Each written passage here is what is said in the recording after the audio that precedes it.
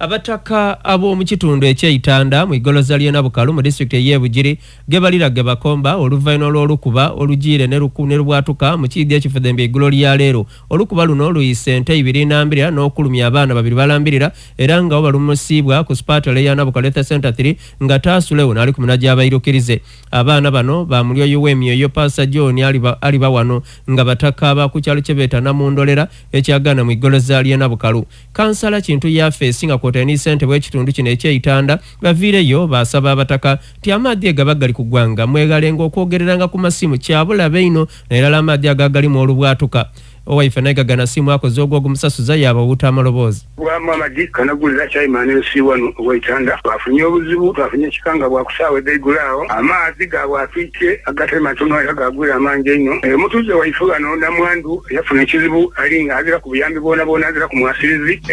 adu yakuba mu maka ge yayita ente 2 ente z'amaanyi ino era balirwamu bukalenga busatu. Kale ndikusaba nti tusaba obuyambi gavumenti esobole okutuyamba ku wetuleetere ebintu ebigema obuntu buno obubwatuka laadu era mu kyalo kye Namundolera zona gakotisaayo omutyane babeeta pasitoni abali wano gakotiisa abaana 2 bagakubya abaana 2 laadu yafubya abaana 2 era bonna balumukwizibwa mu idwaliro erina bakoba kwidandarizibwa kamaali gagwire abantu wanvu ino era gakositebwa sambo ndala. Ate go agagwiro olunaku olw'eggulo gali mu Ivukula Town Council mu district y'e Namutumba abaayo bali ku boologa nga gebalira gebakomba bali kusaba abazira kisa basobola okuvaayo okubayiruukirira kubanga amaadhi gayonoona ebirime byaibe ebyayo n'amayumba. Twogereza gaini amooku n'abakulu bano batwinonera ebisingawo.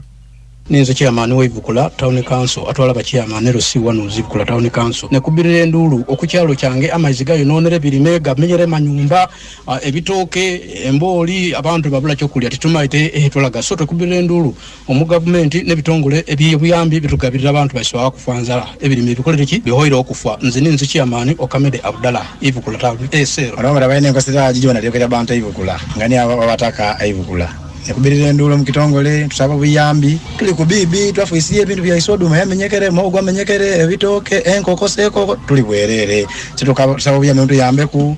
alinakalina atuyambe kutukwata kungaso na Ivukula tuli ku bibi tusaba buyambi jamuli nasigaye bayine kwasiraji Ivukula muntu alanda God flow kuzwa na Ivukula Town Council